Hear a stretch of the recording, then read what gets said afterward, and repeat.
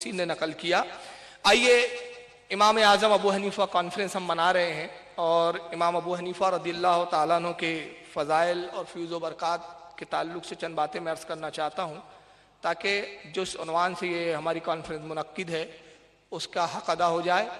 میں عرض کرنا ہی چاہتا ہوں کہ ہمارے امام اعظم ابو حنیفہ جن کے مقلد ہے، سبھی جانتے ہیں کہ ائمہ اربعہ میں چاروں اماموں میں سب سے افضل ترین امام مانے جاتے ہیں۔ یہی وجہ ہے کہ امام اعظم کے خطاب سے ہم ان کو یاد کرتے ہیں۔ 80 ہجری میں آپ کی ولادت کوفہ کے اندر ہوئی اور آپ وقت کے بہت بڑے فقیہ تھے۔ یہ واحد پہلے امام ہیں، چاروں اماموں میں واحد ہے کہ جو تابعی ہے۔ آپ کے علاوہ 3 جو ائمہ ہیں ہمارے، ان میں کوئی بھی تابعی نہیں ہے سوائے امام ابو حنیفہ رضی اللہ تعالیٰ عنہ کے۔ اور تابعی کا مقام کیا ہے؟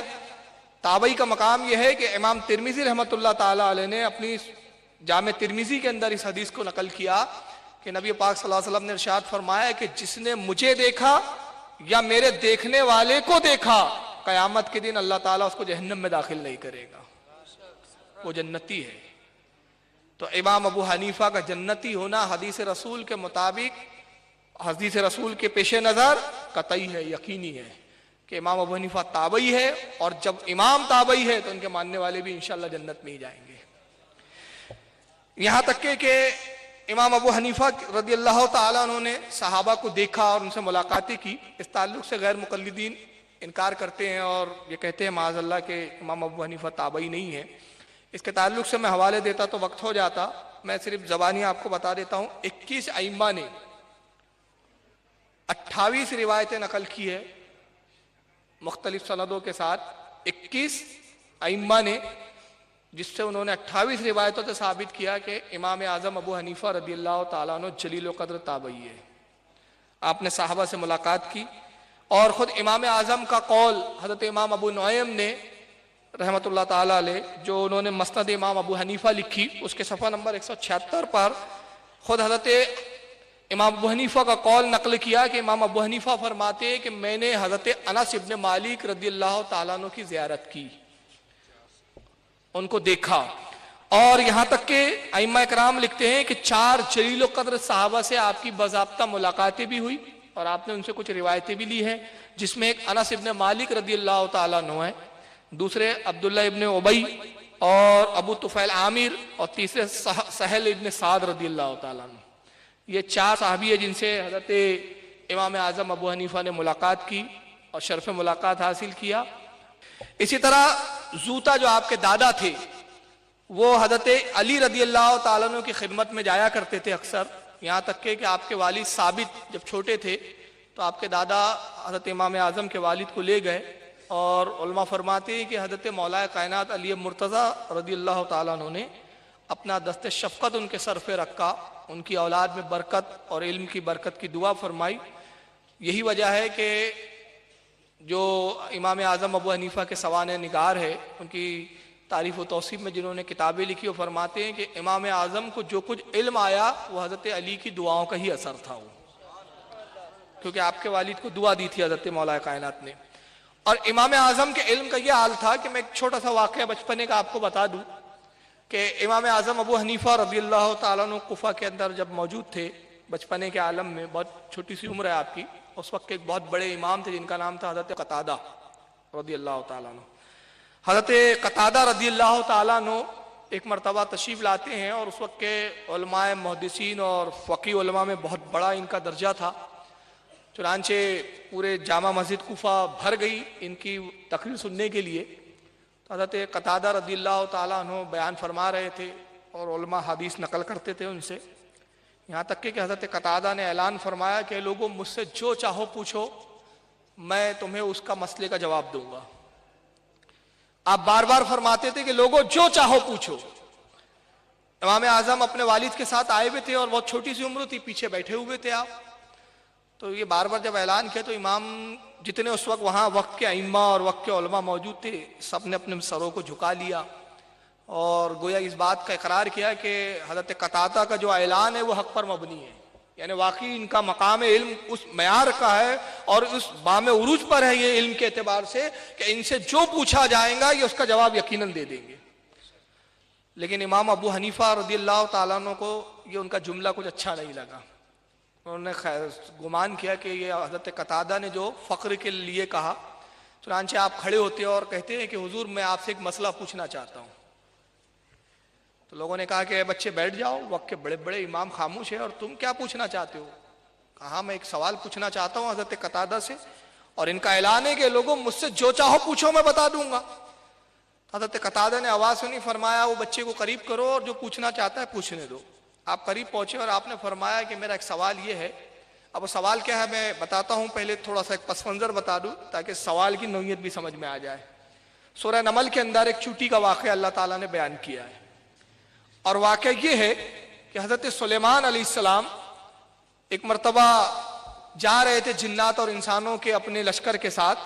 تو کچھ دوری پر تقریباً 30 یا 3 میل کی دوری پر کچھ چوٹیاں جو ہے وہ اپنی غذاؤں کو تلاش کر رہی تھی. تبھی چوٹیوں میں سے جو چوٹیوں کی رانی تھی تو وہ چوٹیوں سے کہتی ہے کہ چوٹیوں اپنے اپنے بلوں میں چلے جاؤ, کہیں ایسا نہ ہو کہ سلیمان کا لشکر تم کو کچل دے. تو حضرت سلیمان علیہ السلام نے اس کی اس آواز کو وہاں پر سن لیا. یہاں سے اللہ کے نبی کا غیب بھی پتہ چلتا ہے کہ 30 یا 3 میل, مجھے ابھی یاد نہیں آ رہا ہے, بہرحال وہ 30 میل ہے غالباً, 30 میل کی دوری سے حضرت سلیمان نے اس چوٹی کی گفتگو کو سن لیا. یہاں پہ ایک سوال پیدا ہوتا ہے کہ بھئی ٹھیک ہے, چوٹی نے کہا, سلیمان نے سن لیا تھا, تو حضرت سلیمان تو نبی تھے, مگر یہ چوٹی کو کہاں سے پتہ چل گیا کہ سلیمان کا لشکر آ رہا ہے؟ اس کو کہاں سے علم آ گیا؟ تو میرا عشق جو کہتا ہے وہ یہ, چونکہ یہ حضرت سلیمان علیہ السلام سے محبت کرتی تھی, اس محبت کا صلہ یہ ملا کہ اللہ نے اس کو بھی اتنا علم دے دیا.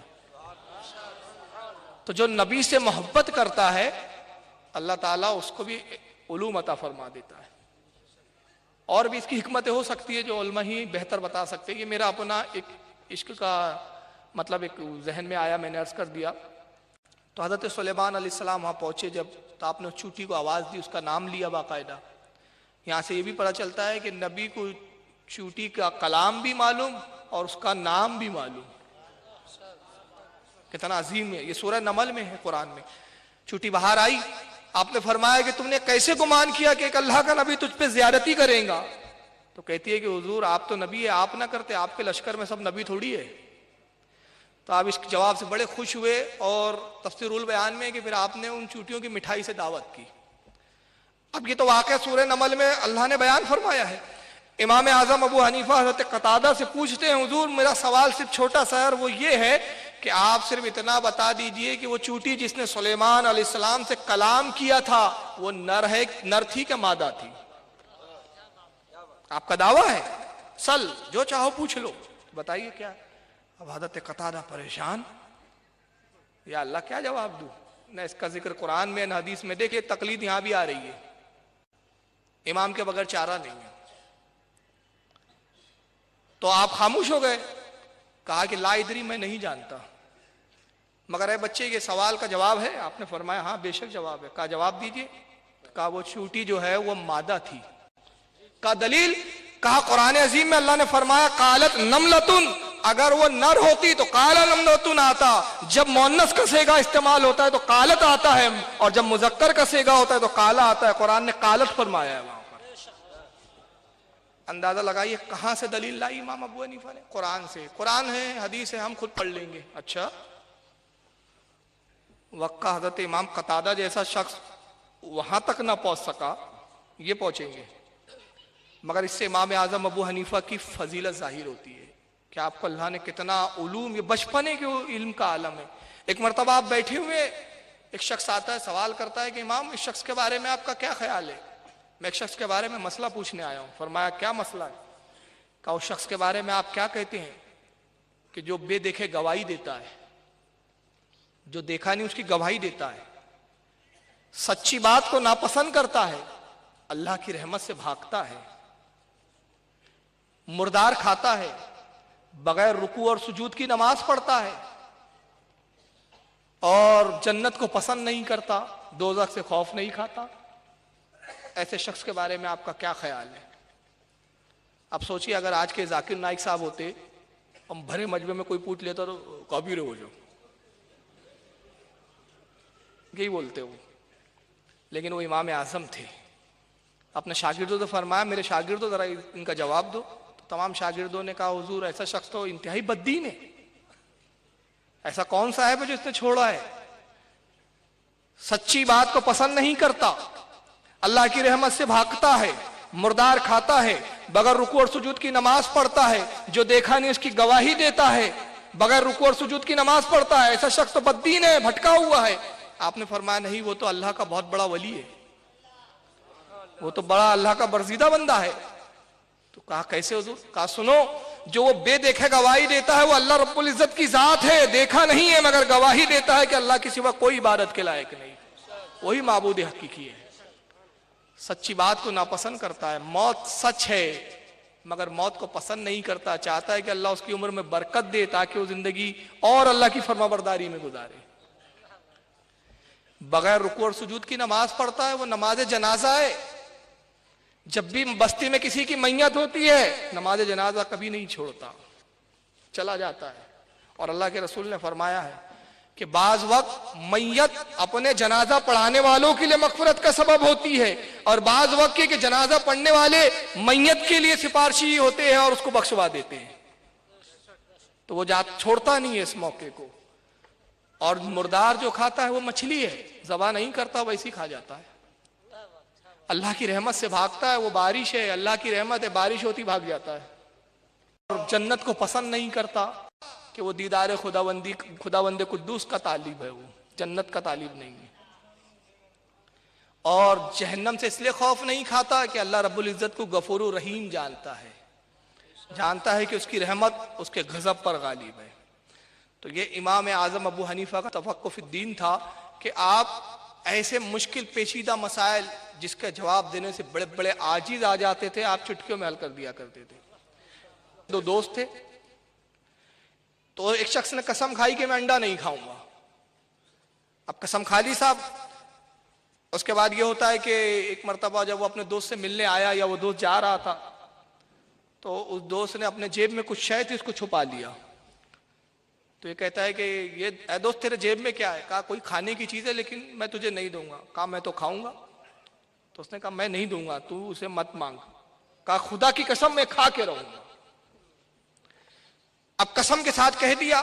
دوست نے مجبور ہو کے نکالا، کہا میں چھپا اس لیے رہا تھا کہ یہ انڈا ہے، اور تو نے پہلے قسم کھائی ہے کہ انڈا کھاؤں گا نہیں، اب تو نے پھر قسم کھا لی کہ وہ کھا کے رہوں گا، تو اب یہ انڈا ہے، اب بتا کیا کرنا. پریشان ہو گیا وہ. کہا اس کا حل صرف امام اعظم ابو حنیفہ کے پاس ہے. تو امام اعظم کے پاس پہنچتے وہ کہتے امام معاملہ ایسا عطا فرماتے، کوئی فکر کی بات نہیں، انڈے پہ مرغی بٹھاؤ، چوزا پیدا ہو جائے، چوزا پکا کے کھا جاؤ. انڈا تو کھایا ہی نہیں، چیز کھاؤں گا کہا تھا. ایک مرد اپنے گھر آتا ہے، میں کچھ واقعات جلدی بتا رہا ہوں، پھر کچھ فضیلتیں بتاؤں گا امام کی حدیث کی روشنی میں انشاءاللہ. ایک مرد آتا ہے اپنے گھر میں، تھکا ماندہ کام سے آیا، بیوی سے کہا پانی لا. بیگم صاحبہ پانی لانے گئی، پڑوسن سے بات کرنے لگ گئی. اب یہ پیاس سے بڑا پریشان، تشنگی اس پر غالب ہے، دل میں کھول رہا ہے، غصہ کر رہا ہے. جیسی بیوی آئی غصے میں کہہ دیا اب لائی ہے پانی، اب اس پانی کو تو نے خود پیا تو تجھ پہ 3 طلاق، اس پانی کو پھینکا تو طلاق، کسی کو پلایا تو طلاق، اور ایسی رکھ دیا اگر تو نے چھوڑ دیا تو بھی طلاق. اب بتائیے کیا کریں؟ لے جاؤ ذاکر نائک کے پاس. میں دعوے سے کہتا ہوں اب تو ابو حنیفہ کا واقعہ موجود ہے، یہ واقعہ چھوڑ کے کوئی حل بتائے وہ. تو وہ پریشان ہو گیا. کچھ دیر کے بعد اس کا بھی غصہ ٹھنڈا ہوا. بیوی گلاس پکڑے ہوئے کھڑی ہے، اب کیا کروں؟ پیتی تو طلاق، پلاتی ہوں تو طلاق، پھینک دیتی ہوں تو طلاق، اب ایسا رکھ بھی دوں تو طلاق. پکڑے بیٹھی ہے. شوہر نے کہا میں نے کیا کہہ دیا غصے میں، ٹھہر میں بھی آتا ہوں. امام ابو حنیفہ کے پاس پہنچا، پورا واقعہ بیان کیا. فرمایا کوئی فکر کی بات نہیں ہے، کپڑا لے جا، گلاس میں ڈبا، پانی جذب ہو جائے کپڑا سکھا دینا. نہ پلایا، نہ پھینکا، نہ رکھا، نہ خود پیا. کتنا آسان حل ہے. ایک ولیمے میں جاتے امام اعظم ابو حنیفہ. اب یہ واقعات یاد آ رہے ہیں، حالانکہ فضیلت بتانا تھا لیکن آپ کو واقعات میں زیادہ دلچسپی ہے تو وہی چلیے کچھ ہو جائے انشاءاللہ، فضیلت بھی مل جائے. ایک دعوت میں جاتے امام اعظم ابو حنیفہ. 2 سگے بھائی ہیں، दोनों भाइयों का निकाह हुआ।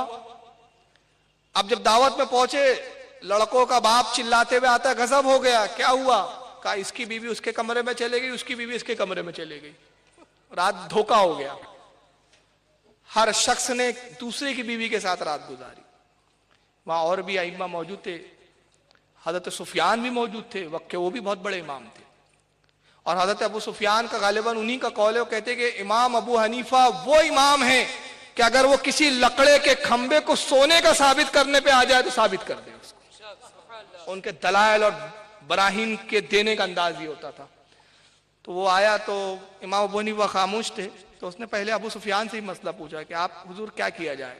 तो हजरत अबू सुफियान कहते करना क्या है, धोखा हो गया है, अल्लाह ताला माफ करे, जिसकी जो बीवी है उसी के साथ निकाह हुआ है उसी को लौटा दो। इमाम आजम खामोश थे, तो उसने कहा इमाम आप क्या फरमाते हैं, आप क्या कहते हैं इस बारे में? तो इमाम ने फरमाया मेरे पास इससे बेहतर हल है। कहा वो क्या हल है? आपने दोनों लड़कों को बुलाया, कहा कल रात जिस औरत के साथ तुमने रात गुजारी वो पसंद है? कहा हाँ वो तो अच्छी है हुजूर, ठीक ही लगी। कहा तुम्हें? कहा ठीक। कहा ये तुम्हारी बीवी थी, तुम्हारे साथ आ गई, तुम इसको तलाक दे दो, तुम इसको तलाक दे दो, जिसने जिसके साथ रात गुजारी उसके साथ उसका निकाह कर दो। कितना बेहतरीन हल है। तो इमाम आजम ऐसे बहुत सारे मसाइल हैं पेचीदा पेचीदा कि जो आइम्मा हल करते थे, और आज भी जो इमामों के मुकल्लिद है, अल्लाह का फजल करम है कि आज भी जदीद मसाइल अगर कोई आते हैं तो हल वही कर पाते हैं। मैं इसकी छोटी सी मिसाल दे दूं, आला हजरत फाजिल बरेलवी रदी अल्लाह ताला अन्हु, जिन्होंने फिक़ह हनफी को इंसाइक्लोपीडिया बनाकर हमारे सामने रख दिया है। फतावे रज़विया फिक़ह हनफिया का ही तशरीह और खुलासा है। तो आला हजरत फाजिल बरेलवी रदी अल्लाह ताला अन्हु के जमाने में एक मर्द और औरत सैर व तफरी के लिए दरिया के किनारे जाते हैं। जाने के बाद शोहर ने कपड़े उतारे, दरिया में नहा रहा है। बेगम देख रही है, बीवी देख रही है कि शोहर नहा रहे हैं। ऐसा दिल में आया कि मैं भी गुस्ल करूं, दरिया में जाऊं। तो उसने कहा मैं भी नहाऊंगी दरिया में। शोहर ने कहा नहीं नहीं, औरतें नहीं नहाती, औरतों के लिए अच्छी बात नहीं। कहा नहीं नहीं मैं नहाऊंगी। मर्द ने फिर मना किया, वो जिद करते रही। आखिर ने मर्द ने उसको रोकने के लिए कह दिया अगर तू कूदी ना तो तुझ पे तलाक, तुझ पे 3 तलाक। तू अगर इस पानी में कूदी, उसके जुमले ये थे कि अगर तू इस पानी में कूदी ना तो तुझ पे तलाक। उसका ये कहना और औरत ने छलांग लगा दी। अब बड़ा पछतावा हुआ, बाहर निकले, फतवा पूछा उलमा से, उलमा की बारगाह में सवालात पहुंचे तो सबने कहा कि मसला तो बड़ा सीधा साधा है। शोहर ने कहा इस पानी में कूदी तो तुझ पर 3 तलाक, औरत कूद गई, तलाक वाक़ई हो गई। अब इसमें क्या पेचीदगी है? फतवा आला हजरत की भी बारगाह में पूछा गया, इस्तिफ्ता आता है, आला हजरत फरमाते तलाक वाक़ई ना हुई। अब एक तरफ कई उलमा के फतावे ये हैं कि तलाक हो गई, और एक तरफ तन्हा आला हजरत का फतवा है कि तलाक नहीं हुई।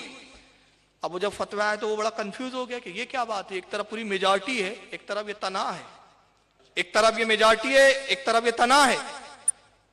तो वो सारे उलमा तक उसने हालत के फतावे की कॉपी भेजी कि आपके कौल के खिलाफ ये फतवा कैसे।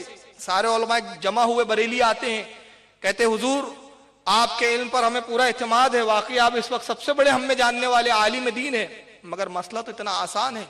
उस शोहर ने कहा इस पानी में कूदी 3 तलाक, वो कूद गई, तलाक हो गई। आपने कैसे कहा तलाक नहीं हुई? फरमाया आपने गौर नहीं किया सवाल पर। सवाल में यह है कि उसने कहा इस पानी में कूदी, जब वो कह रहा था वो पानी कुछ और था, जब वो कूदी तो वो पानी बहकर आगे बढ़ चुका था, वो किसी और पानी में कूदी। ये है तफक्कुर। मैं किताबें पढ़ने से सब आ जाएगा क्या? किताबों से नहीं आता, ये आता है ये अल्लाह जिसको अता कर दे। तो ये इमाम आजम के चाहने वाले थे, इसलिए अल्लाह ताला ने वो अक्ल फहम अता फरमाया था।